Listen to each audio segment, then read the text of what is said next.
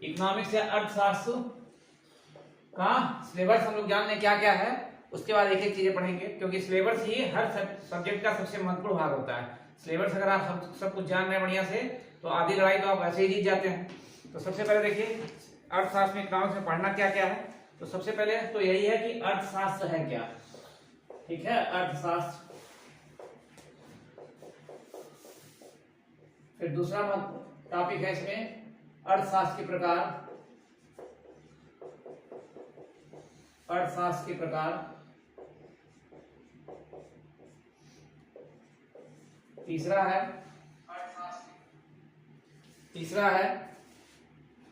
अर्थव्यवस्था,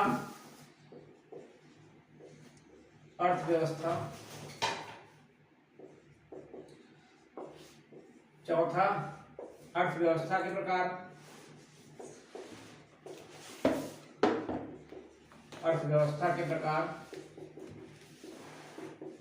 ठीक है। ये तो चारों आपको समझने के लिए है सबसे पहले। उसके बाद फिर भारतीय अर्थव्यवस्था, भारतीय अर्थव्यवस्था,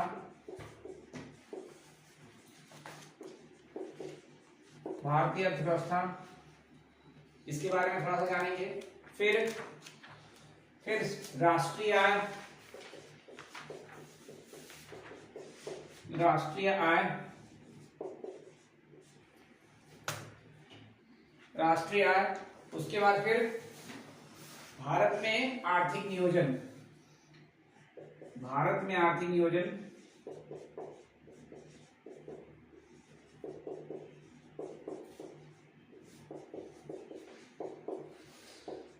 एवं इसी में पंचवर्षीय योजनाएं, पंचवर्षीय योजनाएं,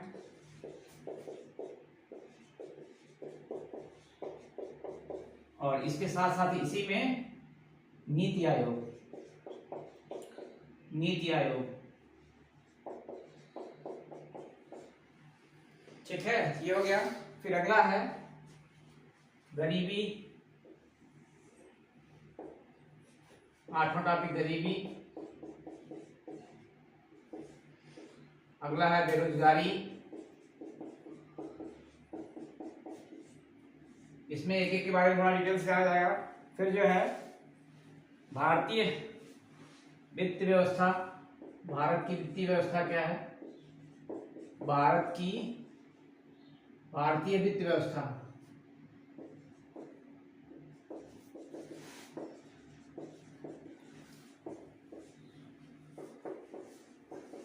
अगला जो है भारत में बैंकिंग व्यवस्था, ठीक है, भारत की बैंकिंग व्यवस्था।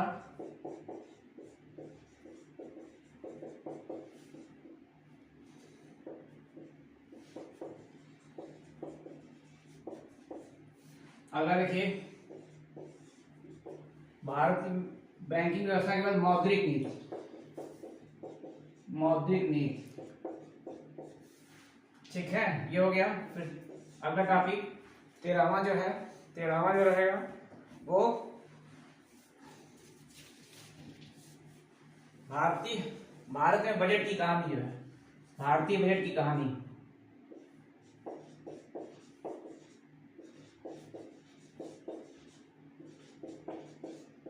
कहानी से मतलब क्या है, बजट कैसे आया, कब आया, क्या होता है, इसके बारे में। फिर अगला जो है मुद्रास्फीति, अगला मुद्रास्फीति,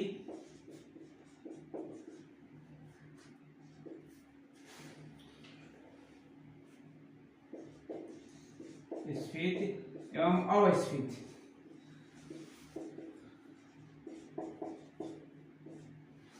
ठीक है। अगला जो है मांग एवं पूर्ति, मांग एवं पूर्ति,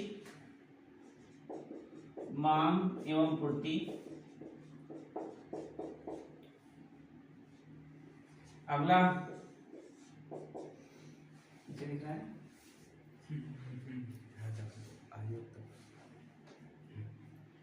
ठीक है। देखिए अगला, अगला जो है भारतीय बाजार, भारतीय बाजार,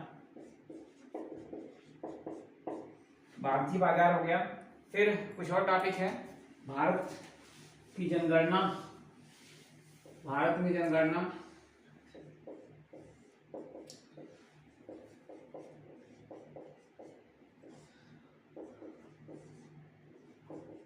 अगला देखिए, भारत में जनगणना के बाद जो है फिर भारतीय कृषि के बारे में थोड़ा देखा जाएगा। भारतीय कृषि अगला जो है, अगला भारत में जो गरीबी निवारण के लिए योजनाएं चलाई जा रही हैं। गरीबी, भारत में गरीबी निवारण, 3 चीजें हैं, गरीबी निवारण, बेरोजगारी निवारण,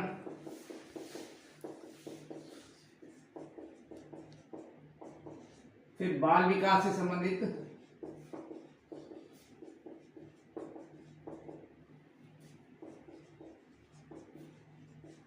ये जो 3 सब योजनाएं चलाई जा रही हैं, इनसे संबंधित इसके बारे में, योजनाओं के बारे में। फिर जो सुधार वाले कार्यक्रम, जो प्रमुख सुधार से संबंधित समितियां बनी है, प्रमुख समितियां जो अर्थशास्त्र से सुधार से संबंधित समितियां हैं, समितियों के बारे में। और इसके अलावा जो है, इसके अलावा अन्य आर्थिक शब्दावलियां जो भी आएगा, अन्य आर्थिक शब्दावलियां। देखिए कुल ये 21 टॉपिक है। इसके अलावा और जो चीजें आती रहेंगी इसमें छोटी छोटी, उसके बारे में आएगा। जल्दी से देख लीजिए एक बार फिर से सिलेबस क्या है। सबसे पहले तो अर्थशास्त्र होता क्या है, अर्थशास्त्र के प्रकार कितने प्रकार का होता है। फिर अर्थशास्त्र के बाद फिर अर्थव्यवस्था क्या होती है, ठीक है, अर्थव्यवस्था के प्रकार। फिर भारतीय अर्थव्यवस्था के बारे में पढ़ा जाएगा, भारतीय अर्थव्यवस्था। फिर भारत में उसमें राष्ट्रीय आय हो गया, भारत में आर्थिक नियोजन, और आर्थिक नियोजन के साथ साथ उसमें भारत में पंचवर्षीय योजना, नीति आयोग उसकी जगह पे आया, उसके बारे में। फिर गरीबी, बेरोजगारी, भारतीय वित्त व्यवस्था, ठीक है, बैंकिंग व्यवस्था क्या क्या है भारत में, मौद्रिक नीति, ठीक है। फिर भारत में बजट की कहानी क्या है, बजट कैसे कैसे आया, क्या क्या हुआ। फिर मुद्रास्फीति और स्फीति के बारे में, मांग और पूर्ति का नियम। फिर भारतीय बाजार के बारे में, जनगणना से अक्सर क्वेश्चन आता रहता है, जनगणना, भारतीय कृषि के बारे में। फिर भारत में जो विभिन्न योजनाएं चलाई जा रही हैं, मेन रूप से गरीबी निवारण के लिए, बेरोजगारी निवारण के लिए और बाल विकास से संबंधित। तो बहुत सारी समितियां बनी हैं जो क्या है, अर्थव्यवस्था में सुधार के लिए। और एक है आर्थिक शब्दावली, ठीक है, ये सारी चीजें हैं। अब इसमें एक एक करके देखा जाएगा, ठीक है। ये साप्ताहिक क्लास होगी हर संडे लगभग 2 घंटे की, 1-2 घंटे सुबह और शाम को जो चलती है हिंदी, उसकी जगह पे चलेगा, ठीक है, हर सप्ताह। और देखिए इसके बारे में एक एक के बारे में सही डिटेल में पढ़ा जाएगा। तो स्क्रीनशॉट ले लीजिए पहले इसका।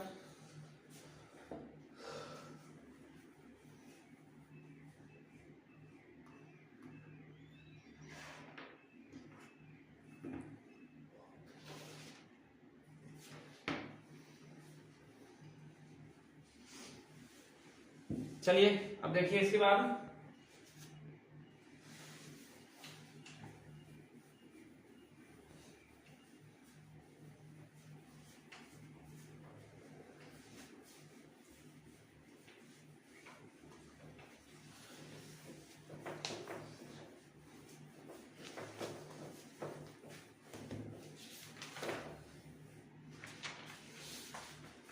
चलो बताइए, सबसे पहले थोड़ा सा इसके जनक के बारे में हो जाए। अर्थशास्त्र का जनक किसे कहा जाता है, भारत में और विश्व में दोनों में? बताइए सब लोग, कमेंट करिए जल्दी से। अर्थशास्त्र का जनक किसे कहा जाता है?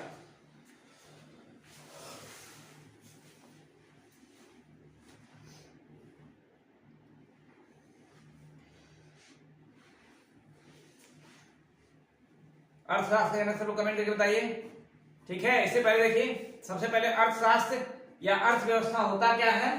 तो अर्थशास्त्र का मतलब होता है, अर्थ मतलब ये एक संस्कृत शब्द है अर्थ, ठीक है। ये 2 शब्दों इसका संनिवेश करेंगे, अर्थ प्लस शास्त्र, अर्थ प्लस शास्त्र, ठीक है। ये अर्थ का मतलब हो गया आपका धन, और शास्त्र का मतलब हो गया अध्ययन, ठीक है। अर्थ का मतलब हो गया यहाँ पे धन, और शास्त्र का मतलब हो गया अध्ययन, ठीक है। धन का अध्ययन क्या कहलाता है, धन का अध्ययन ही अर्थशास्त्र कहलाता है। धन का अध्ययन ये आपका अर्थशास्त्र कहलाता है। ठीक है, ठीक है। भारत में विश्वेश्वरैया सही है। विश्व में कौन है अर्थशास्त्र के जनक? चलिए और लोग कमेंट करके बताइए भाई। चलिए ये हो गया आपका धन का अध्ययन, ये अर्थशास्त्र कहलाता है। इसके अलावा एक और महत्वपूर्ण चीज है, देखिए अर्थशास्त्र में क्या है, दो चीजें मेन है, एक वस्तु एक सेवा। ठीक है, इसी के अंतर्गत सारी चीजें आ जाएंगी। क्या क्या आ जाएगी अर्थशास्त्र में? दो ही चीज होगी, दो ही चीज होगी, एक होगी वस्तु और दूसरी सेवा। देखिए ये केवल अर्थशास्त्र में नहीं है, हर जगह ये लागू होता है। ठीक है, पूरे ब्रह्मांड की बात की जाए तो दो ही चीजों से मिलकर बना है, एक सजीव एक निर्जीव। ठीक है, और जिस क्षेत्र में भी लीजिएगा सब में क्या है, दो ही चीजें होती हैं। अब इसमें क्या है, वस्तु और सेवा। अर्थशास्त्र में यही दो मेन बिंदुएं हैं। अब इसी के बारे में जो क्या कहलाएगा, इनके वितरण, इनके उत्पादन, इनका और सारी चीजें जैसे व्यवस्था की जाएगी, इसी सबका अध्ययन क्या कहलाएगा, अर्थशास्त्र कहलाएगा। क्या क्या? उत्पादन, वितरण, उपभोग,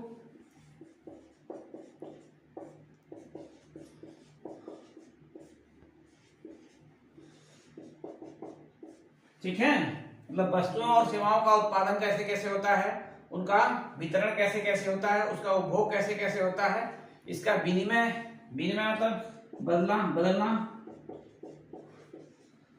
ठीक है, इन सबों का व्यवस्थित अध्ययन ही अर्थशास्त्र कहलाता है। ठीक है, व्यवस्थित अध्ययन अर्थशास्त्र कहलाता है।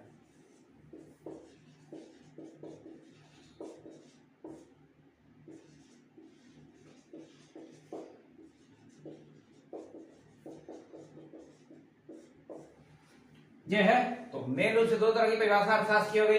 क्या है, एक है आपका धन का अध्ययन, ठीक है, और दूसरा अर्थशास्त्र में वस्तु एवं सेवा, वस्तु एवं सेवा का उत्पादन, वितरण, उपभोग और विनिमय। ठीक है, इसका व्यवस्थित अध्ययन क्या कहलाएगा, यही अर्थशास्त्र कहलाता है। मतलब विज्ञान की वह शाखा जिसके अंतर्गत वस्तु एवं सेवाओं के उत्पादन, वितरण, उपभोग एवं विनिमय का अध्ययन किया जाता है, वो अर्थशास्त्र कहलाती है, अर्थशास्त्र कहलाती है।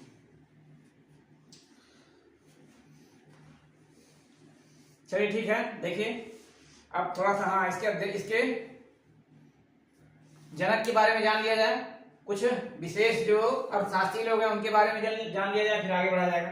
देखिए ठीक है, कुछ लोगों का जवाब आया है, अर्थशास्त्र के जनक,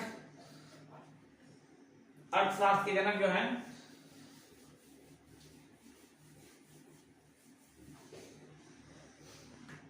अर्थशास्त्र के जनक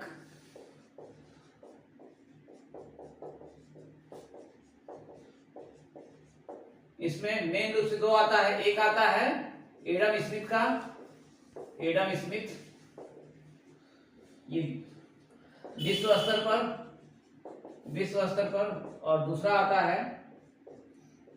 आता है भारत में। वैसे तो आधुनिक में, प्राचीन भारत में चाणक्य को जाना जाता है, ठीक है, चाणक्य को। लेकिन वर्तमान में जो है आधुनिक भारत का, तो दो इसमें है, एक प्राचीन भारत,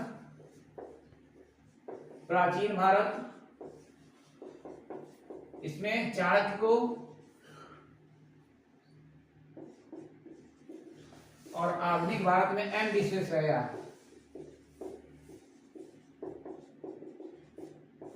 ठीक है, इनको जाना जाता है आधुनिक भारत।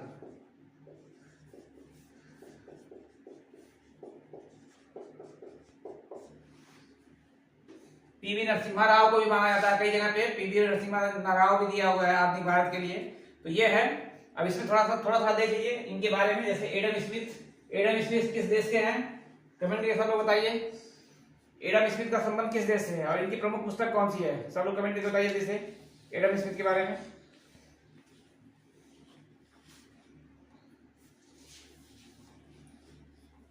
बताइए सब लोग।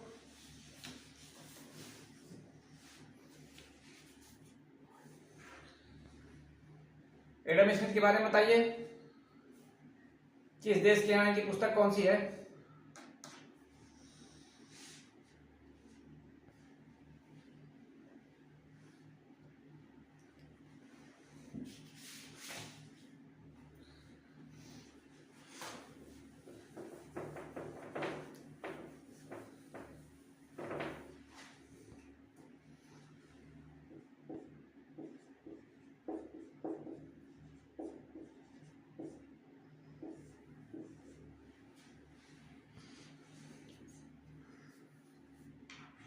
किसी का जवाब नहीं आया अभी तक?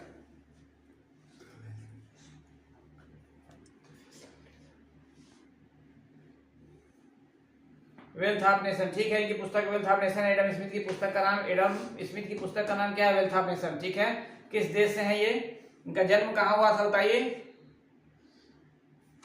चलिए देखिए, इनका जन्म जो है ब्रिटेन में हुआ था, ब्रिटेन, ठीक है। और 5 जून 1723 में इनका जन्म हुआ था, 5 जून 1723 से लेकर 1790। मृत्यु इनकी हुई थी, मृत्यु 1790 में, ठीक है, 1790, ठीक है। वेल्थ ऑफ नेशन की पुस्तक, ठीक है, ठीक है। अब एक चीज इनकी जो सबसे महत्वपूर्ण है भाई, इनका जो पुस्तक है वेल्थ ऑफ नेशन, इसी ने इनको बहुत आगे ले गया। और इनकी पुस्तक कई बार एग्जाम में पूछ चुका है, पुस्तक इनकी wealth of nation, wealth of nation, ठीक है। या हिंदी में इसका अनुवाद हो जाएगा राष्ट्रों की संपदा, राष्ट्रों की संपदा,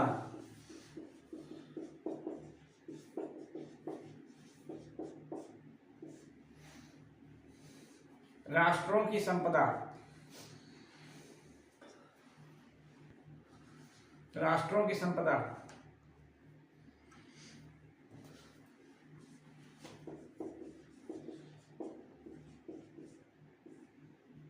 देखिए, इनका जन्म स्थान भी लिख लीजिएगा, कभी कभी पूछा है परीक्षाओं में। किरकालदी, ब्रिटेन में एक जगह है किरकालदी, इनके गांव का नाम था, ठीक है, गांव का नाम था इनके किरकालदी, यहां के थे ये।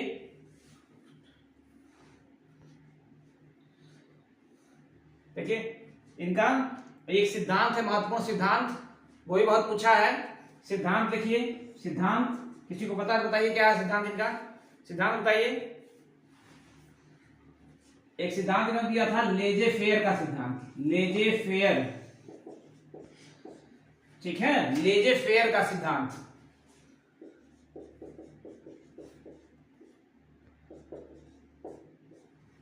लेजे फेयर का सिद्धांत, ठीक है। इसका अर्थ होता है कार्य करने की स्वतंत्रता, ठीक है, कार्य करने की स्वतंत्रता। मतलब क्या है? प्रारंभिक काल में इन्होंने बता दिया था कि कोई भी उद्योग धंधे या कोई भी इस तरह का आर्थिक गतिविधि तभी चलेगी जब उसमें क्या है, कम से कम सरकार का उसमें भूमिका हो, ठीक है। इसी वजह से इसी सिद्धांत से ये अमर हो गया, एक तरह से कहिए, कार्य करने की स्वतंत्रता,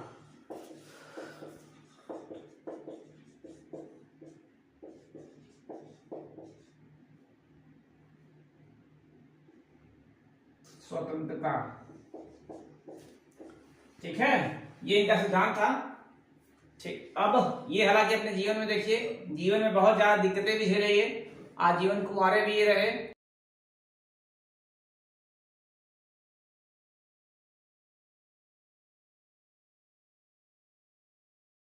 ठीक है। जानते ही होंगे आप लोग, हर सफल आदमी के पीछे क्या होती है? बहुत बड़ी दुख भरी कहानी होती है। तो इनके साथ भी काफी कुछ हुआ था, लेकिन मेन इनका यही है कि इनका जन्म याद रखिए आप लोग, 5 जून 1723 से लेकर मृत्यु इनकी 1790 में हुई थी, ठीक है। ब्रिटेन के गांव किरकालदी में इनका जन्म हुआ था। पुस्तक इनकी सबसे महत्वपूर्ण जो कई बार आई है, वेल्थ ऑफ नेशन, ठीक है, राष्ट्रों की संपदा, और एक लेजे फेयर का सिद्धांत, ये महत्वपूर्ण है इनका। फिर इसके बाद देखिए, इसके बाद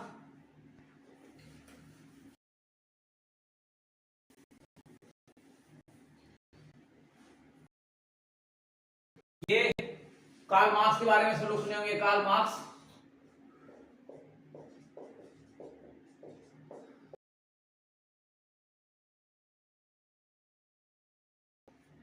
कमेंट करके सब लोग जल्दी बताइए कहां थे कार्ल मार्क्स? कार्ल मार्क्स का संबंध किस देश से था?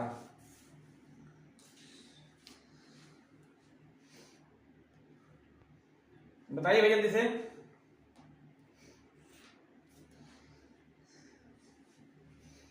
पूरा नाम कार्ल मार्क्स का कभी कभी पूछा है, ठीक है, Karl Heinrich Marx, Karl Heinrich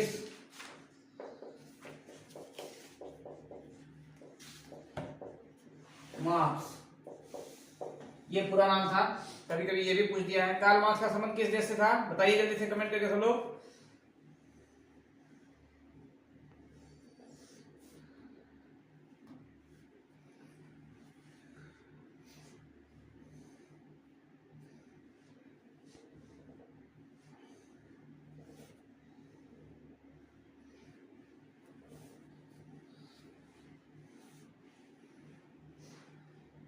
किसी का कमेंट नहीं आया अभी।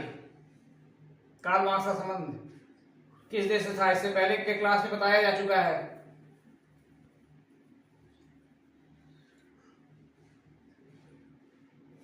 चलिए देखिए, इन दोनों का जन्म का डेट सेम है। ये 5 जून है, इनका 5 मई है, ठीक है, 5 मई 1818, ठीक है ना, 1818 से 1883 तक, 1883 इनका जन्म जो है जर्मनी में हुआ था, जर्मनी। ये अर्थशास्त्री होने के साथ साथ इतिहासकार भी थे, दार्शनिक भी थे,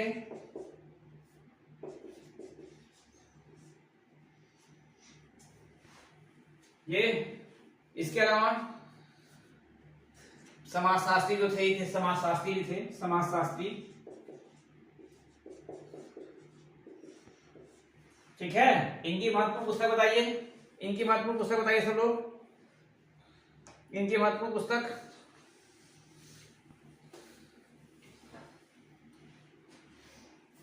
ये कई बार आई है इनकी महत्वपूर्ण पुस्तकें। 2 महत्वपूर्ण पुस्तक है इनकी, एक है the communist manifesto, communist manifesto,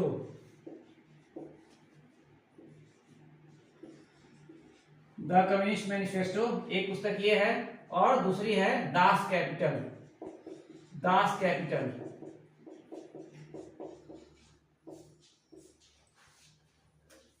दो महत्वपूर्ण पुस्तकें 1848 में ये आई थी, 1848 में, और 1846-47 में ये आई थी। ये सब भी पूछा है कब आई थी, ठीक है, इसके बारे में जानते रहिए।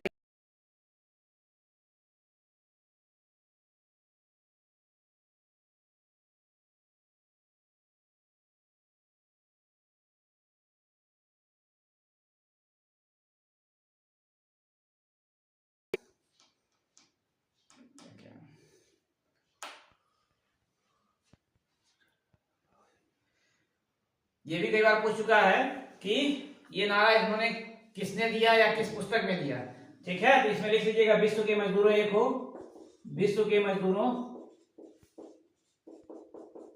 एक हो, तुम्हारे पास खोने के लिए कुछ नहीं है सिवाय बेड़ियों के, तुम्हारे पास खोने के लिए कुछ भी नहीं है सिवाय बेड़ियों के।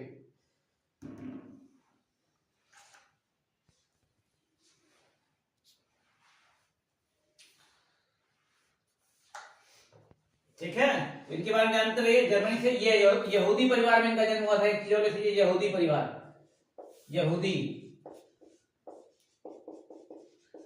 ठीक है। बाद में इनके परिवार ने, पूरे फैमिली सहित इन लोगों ने क्या किया था, ईसाई धर्म ग्रहण कर लिया था, ईसाई धर्म बाद में अपना लिया था इन लोगों ने, ईसाई धर्म।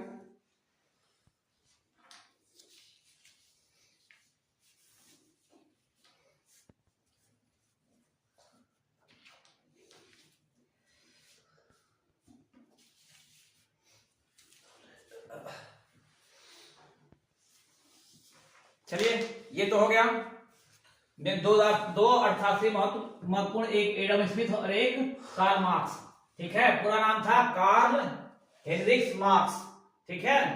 और अर्थशास्त्री भी थे, इतिहासकार थे, दार्शनिक थे, समाजशास्त्री थे, सब थे। ये 2 महत्वपूर्ण पुस्तकें, द कम्युनिस्ट मैनिफेस्टो और दास कैपिटल, ये बहुत महत्वपूर्ण थी इनकी पुस्तकें, और ये अक्सर परीक्षाओं में आई हैं, तो इसके बारे में सब लोग देखते रहिए। अब थोड़ा सा देखिए भारत के बारे में, भारत के 2-3 प्रमुख अर्थशास्त्री के बारे में देख लीजिए, फिर शुरू किया जाएगा। भारत के अर्थशास्त्री,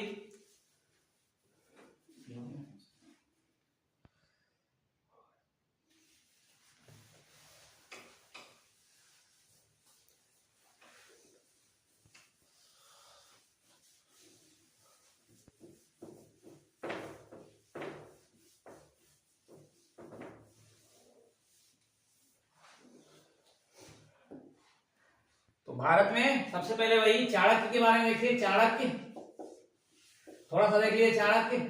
चाणक्य को ही क्या कहा जाता है? भारतीय अर्थशास्त्र का प्राचीनतम भारतीय अर्थशास्त्र का जनक कहा जाता है। ठीक है, आधुनिक भारतीय अर्थशास्त्र का जनक पूछेगा तो एम विश्वेश्वरैया हो जाएगा, और प्राचीन भारतीय अर्थशास्त्र का जनक अगर पूछेगा तो चाणक्य हो जाएगा। चाणक्य का और क्या क्या नाम था बताइए सब लोग कमेंट करके जल्दी से। चाणक्य का और क्या क्या नाम था कमेंट करके बताइए, कमेंट करके सब लोग बताइए जल्दी से।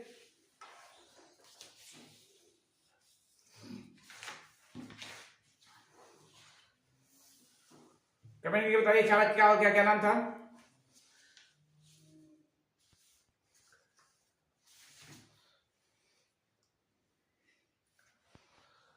तब तक देखिए मैं कुछ बताता हूं। इनका जो जन्म हुआ था चनाका गांव, चनाका, ये दक्षिण भारत में पड़ता है, दक्षिण भारत। ठीक है, चनाका गांव में इनका जन्म हुआ था और मृत्यु इनकी तक्षशिला में।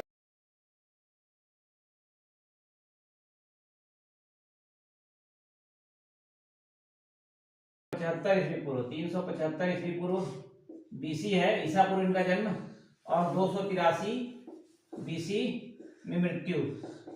ठीक है, तो ये क्या थे? ये चंद्रगुप्त मौर्य के, आप लोग जानते हैं चंद्रगुप्त मौर्य के क्या थे? ये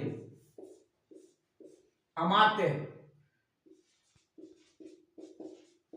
ठीक है, साथ साथ प्रधान सलाहकार, ये सब कुछ थे ये।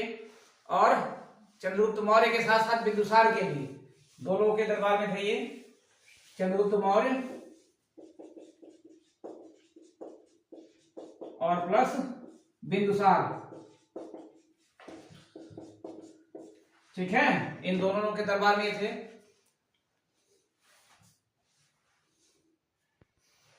और किसी का जवाब नहीं आया? क्या है नाम इनका चाणक्य का? और क्या क्या नाम है?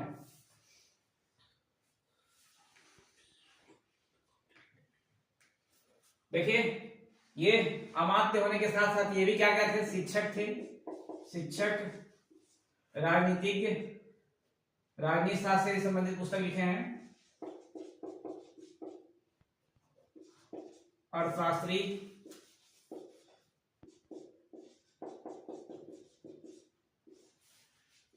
ठीक है, न्यायविद, ये सब थे चाणक्य। जानते होंगे आप लोग मौर्य साम्राज्य की स्थापना में सबसे बड़ा अगर योगदान किसी का है तो किसका है? चाणक्य का ही है। चंद्रगुप्त मौर्य किसने बनाया? चाणक्य ही ने बनाया था। ठीक है, और चाणक्य का कुछ लोगों का कमेंट आया है, क्या नाम था? एक तो विष्णुगुप्त और एक कौटिल्य, ये तीनों नाम था। ठीक है, दो लोगों के दरबार में, चंद्रगुप्त मौर्य के और बिंदुसार के दरबार में थे। इनकी महत्वपूर्ण पुस्तक, सबसे महत्वपूर्ण पुस्तक कौन सी थी? उसका नाम ही क्या था? अर्थशास्त्र। ठीक है, पुस्तक का नाम था इनके अर्थशास्त्र। हालांकि ये पुस्तक किससे संबंधित थी? ये पुस्तक नाम केवल उसका अर्थशास्त्र था, वो राजनीति से संबंधित थी, राजनीति विज्ञान से संबंधित थी, वो राजनीति से संबंधित।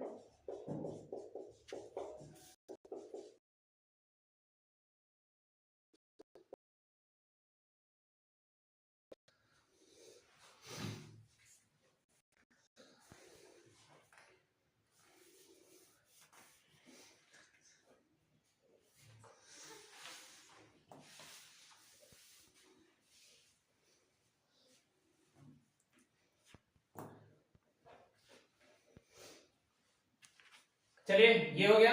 फिर उसके बाद देखिए, अभी आधुनिक भारतीय अर्थशास्त्र के जनक एम विश्वेश्वरैया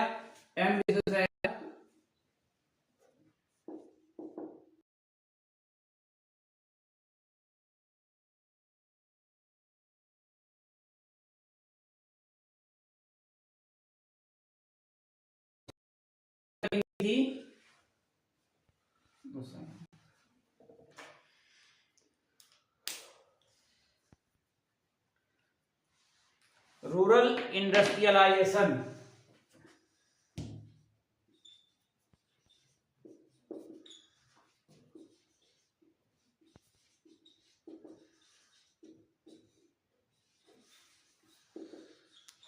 ठीक है। एम विश्वेश्वरैया की पुस्तक थी रूरल इंडस्ट्रियलाइजेशन, मतलब ग्रामीण में औद्योगिकरण, गांव में औद्योगिकरण इसका अर्थ हुआ। ठीक है। इसके अलावा देखिए, इसके अलावा दादा भाई नौरोजी के बारे में भी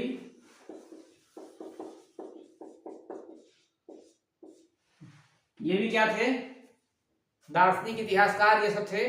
ठीक है। लेकिन इनकी एक पुस्तक जिसमें इन्होंने अर्थशास्त्र के बारे में बताया, किसके बारे में बताया, भारतीय राष्ट्रीय आय के बारे में बताया था। ठीक है। भारतीय राष्ट्रीय आय के बारे में इन्होंने बताया था। कौन सी पुस्तक थी उनकी, the un-British rule, the poverty and un-British rule in India, the poverty and un-British rule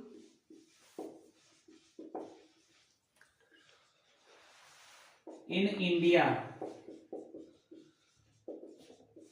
ठीक है।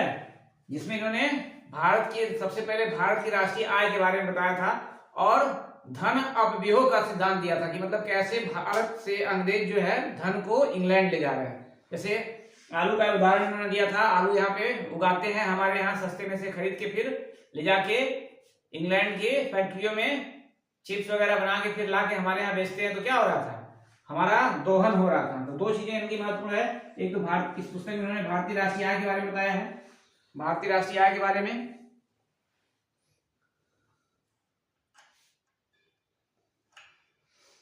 ठीक है चंकेश कुमार, ठीक है। एक तो राष्ट्रीय आय के बारे में बताया था, कमेंट करके सब लोग बताइए कितना बताया था, राष्ट्रीय आय कितनी थी उस समय, राष्ट्रीय आय के बारे में बताया था इन्होंने। और दूसरा धन अपव्यूह का सिद्धांत दिया था, धन अपव्यूह।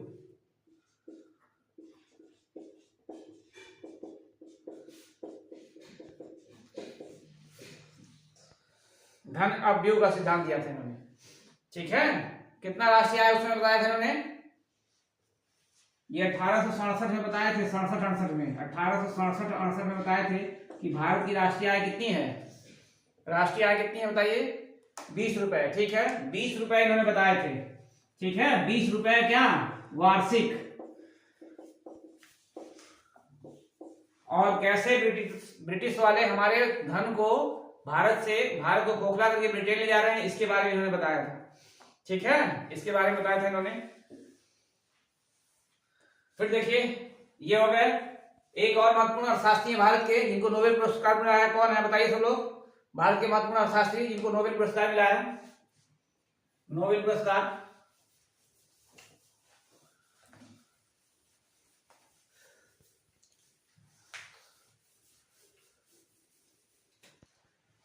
किसको मिला है,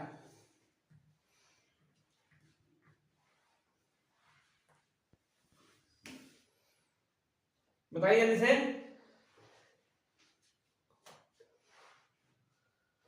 प्रोफेसर अमर्त्य सेन।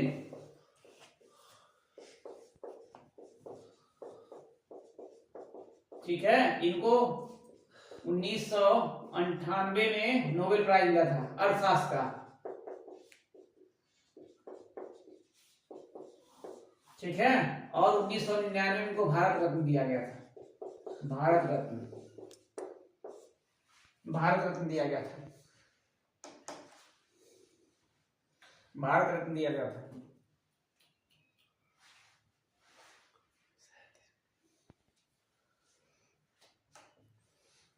ठीक है। ये कुछ अर्थशास्त्री थे जिनके बारे में बताया गया है। चलिए, ये हो गया आपका अर्थशास्त्र से संबंधित कुछ चीजें। अब इसके बाद जो है, इसके बाद अब जो सिलेबस लिखवाया गया है एक एक के बारे में, तो 5 मिनट का ब्रेक दे रहे हैं। 5 मिनट के ब्रेक के बाद जो है, 5 मिनट के ब्रेक के बाद फिर अभी क्लास शुरू होगी, 5 मिनट की ब्रेक के बाद।